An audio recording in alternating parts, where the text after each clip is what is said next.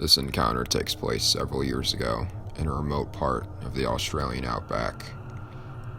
For a bit of background, I'm a pretty built 6'2" dude, and I was around 26 years old at the time.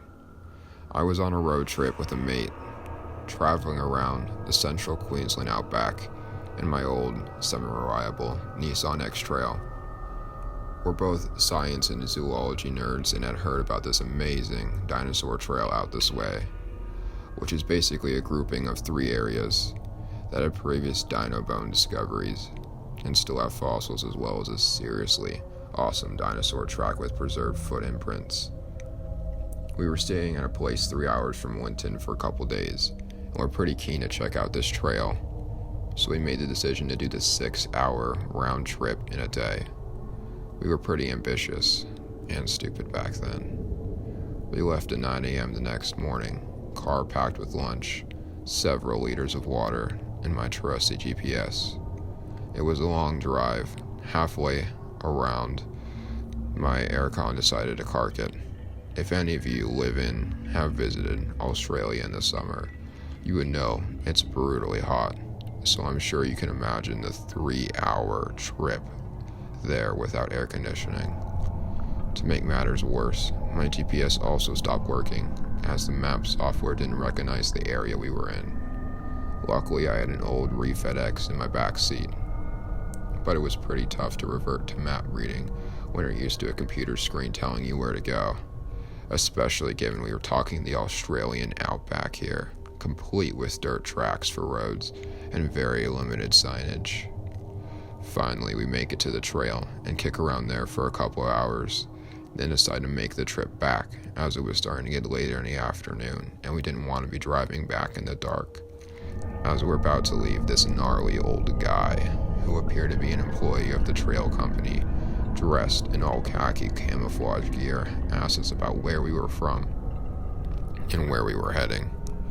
He gave me the stink eye when I was vague with the details, but my mate told him the name of the town we were staying.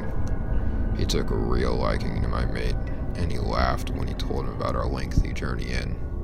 Apparently, we had taken the long route, and there was a much quicker way to get back that would shave about an hour off of the trip.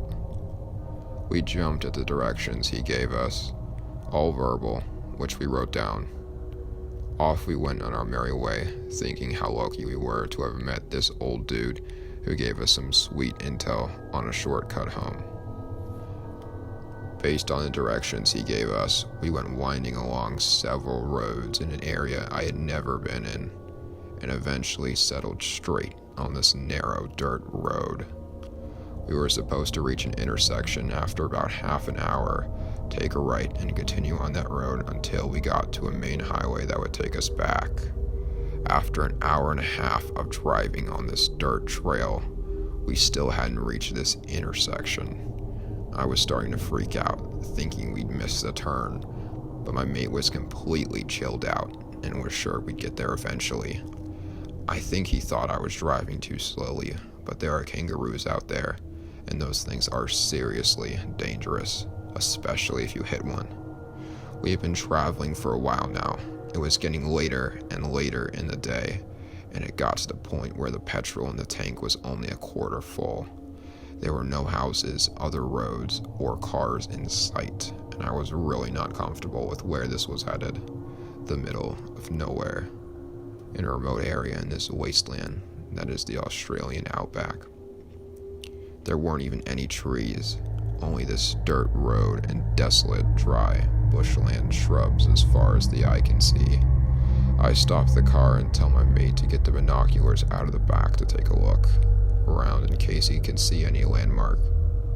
He obliges and could just make it out of the house-like structure not too far in the distance, so we made a decision to head for that.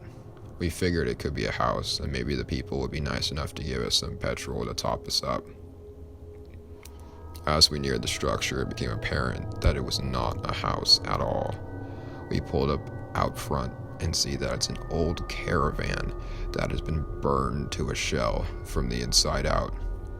It's still got the 3 blackened partial walls up though, so we can't see all the way in, and it looks like someone has been there recently because animal bones are strung up all over the place, and a cow skull at the entrance to the caravan. Some of the animal bone things even have grass or horsehair woven into them, and they were arranged like decorations. Then we see this hand-painted sign that's been stalked into the ground with the words Moonlight Motel on it. My alarm bells are ringing loud and clear. I nudge my friends to say let's get the fuck out, but he's distracted by something in the distance. It's a car coming in the direction we had just come from. It's kicking up a ton of dust, which indicates that it's coming towards us fast. It's at this point that we both hear this creepy, scratching sound coming from the burned out caravan, like someone is scratching at the wall from the inside. I move a little closer to try and see what it is, and there is a person in there, peeking out at us from a hole in the damaged wall. Then, this childlike voice that is obviously a grown man imitating a little girl giggles and says, "Are you here to play with me?" My mate and I both look at each other and book it out of there, back to the inner sanctum of the X-Trail. Just as I'm about to reverse out, the other car stops just behind my car with the high beams on. I can't see the driver, but they're in my way, so I can't reverse out from where I'm stationed. I have no choice but to drive forward and turn around that way, narrowly missing the staked motel sign. As we're turning to leave, the driver starts blaring the horn, just hammering it, for no reason at all. I just speed off, back in the direction we came, and the other car doesn't follow. It's getting to twilight at this stage, and pretty dangerous to be out on these country roads once it's dark, because of the kangaroo situation. But we're feeling a bit better as we manage to navigate our way back to where we came from, the diner trail. And we even start to joke about what had happened. The person in the other car was probably just honking at us to get our attention, to help with directions or something. I pull into the parking lot and go to the front desk of the company that runs the tours. I explained that we had gotten lost on our way back to town and we were staying at. The lady was kind enough to give us enough petrol for the ride back. I couldn't help myself, and mentioned that her workmate is a real jerk for giving us those weird directions. And she gives me a weird look and asks me to describe the guy. I do, and her face goes funny, and she says, "That man does not work here. I saw him talking with the tourists today. My boss had to ask him to leave. He kept trying to get the details of where people were staying, and telling him that he had vacancies at this place, and they could stay there. The Moonlight Motel."